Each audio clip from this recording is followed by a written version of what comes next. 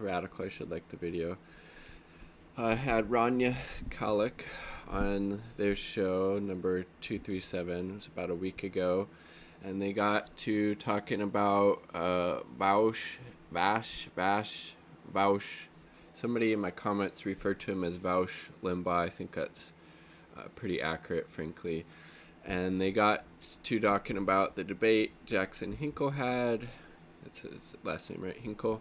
With Vaush about the OPCW cover up. And I mean, this clip that they play, it's so like just disgusting. Vaush is comparing people who are talking about the OPCW covering up, U.S. war crimes in this case, because it needs to be pointed out this supposed chemical weapons attack where there's no evidence that actually took place led to the U.S., I think the U.K. and France as well, bombing Syria.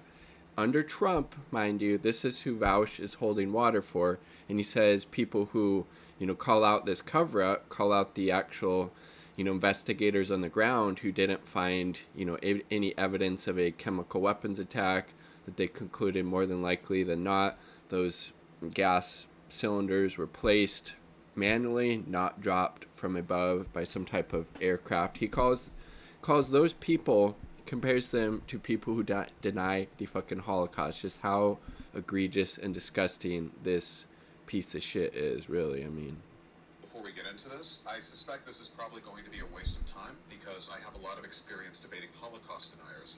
I know that generally speaking, when people form their opinions based on conspiracism, it's usually not because they actually have a vested interest in the facts. It's usually because they have like a set of biases that existed beforehand, and they'll engage in like selective reasoning to adopt any beliefs that they can use to pose. See, that is literally projecting, because that's what he does. He can't refute any of the evidence with, the OPCW reports, the emails, the meeting minutes from the toxicology experts that have been leaked. All the evidence supports that there was, in fact, a cover-up, and that led to the U.S. committing war crimes, and we still don't know how those people died. So it's just really just disgusting and disingenuous. And obviously he's not a honest actor. He's just a fucking bread tube piece of shit imperialist. Justify those, pre-existing biases. I guess we'll see how much of a waste of time this turns out to be. So I wasn't that familiar with the specifics on this incident until, I guess, last night. So, meaning he doesn't know anything about it, and he has people chirping in his ear, people like Patrick Hillsman and, was it Francesca Florentino, another one of those TYT affiliated hacks, trying to give him all these talking points that you can easily debunk because, again, they're just complete fabrications.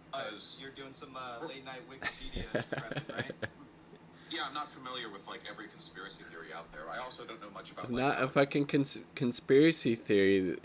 The evidence is very clear. The OPCW, the higher ups there, censored and suppressed these reports showing that there wasn't a chemical weapons attack, and as a result, they're doing the bidding of the U.S. empire, covering up fucking war crimes that the U.S. committed against Syria.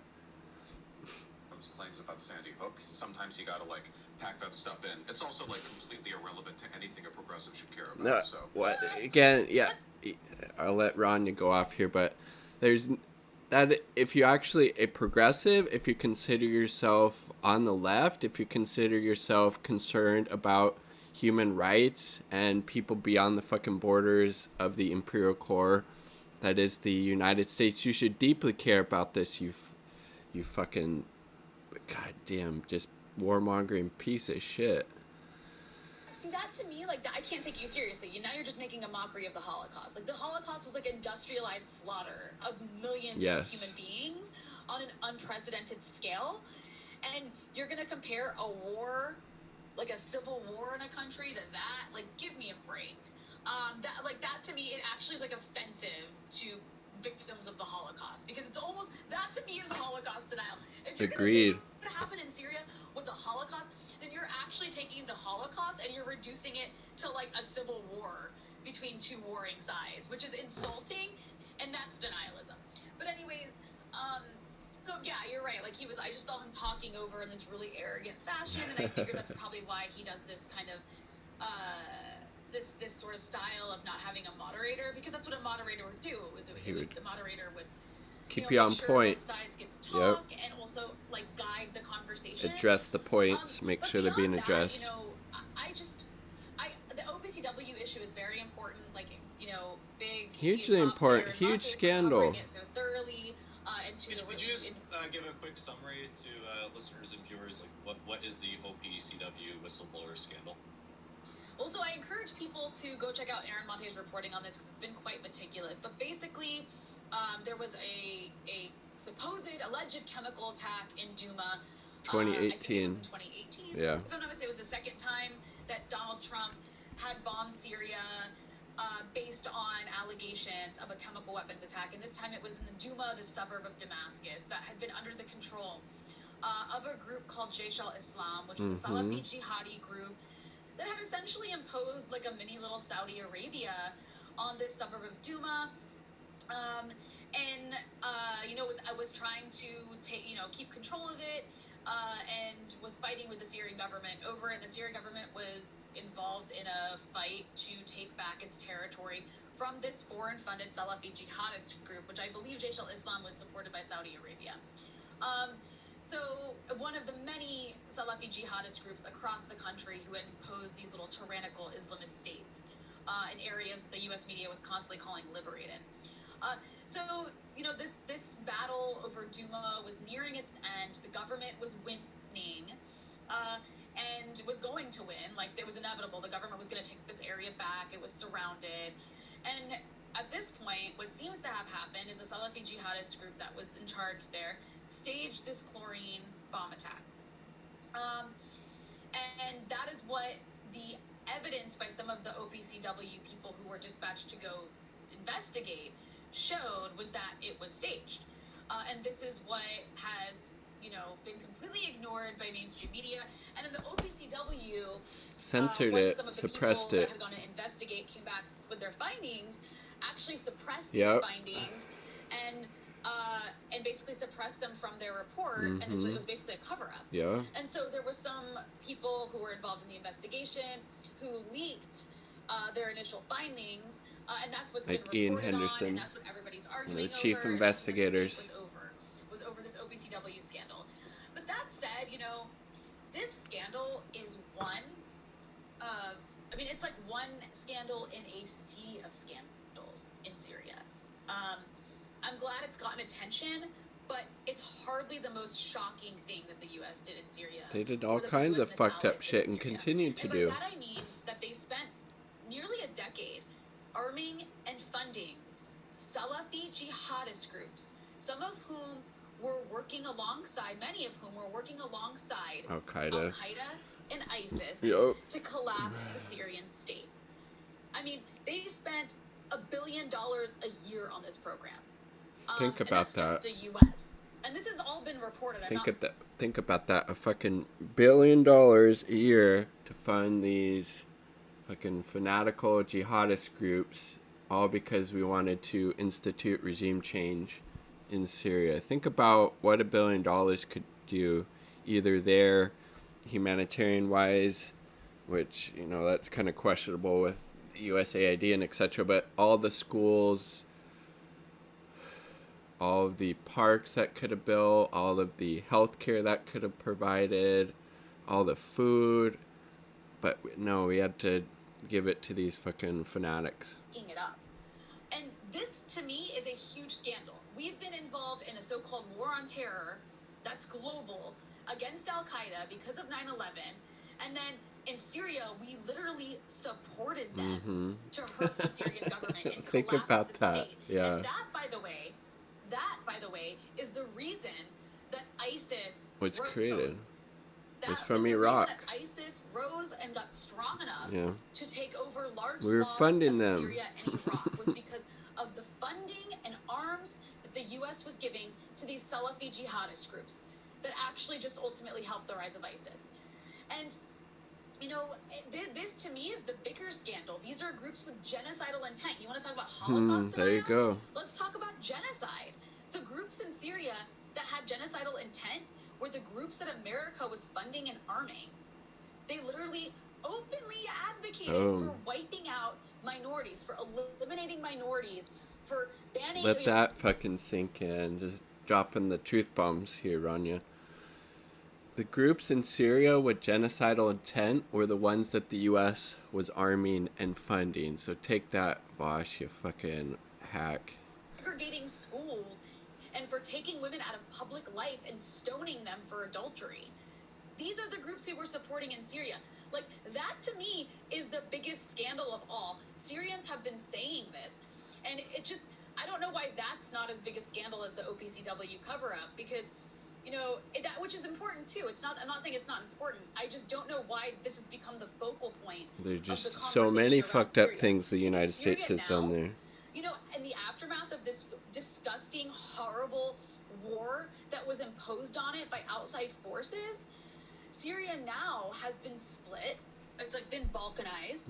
A third of the country is still controlled by the U.S., the oil producing and breadbasket region. Along with, you know, we still have these sanctions that are absolutely preventing the country from being able to rebuild. And again, it needs to be pointed out, Syria, prior to this, and I think she gets into it, had a very high standard of living in the region. Universal health care, I believe, as well. Occupation of the U.S. and its proxies.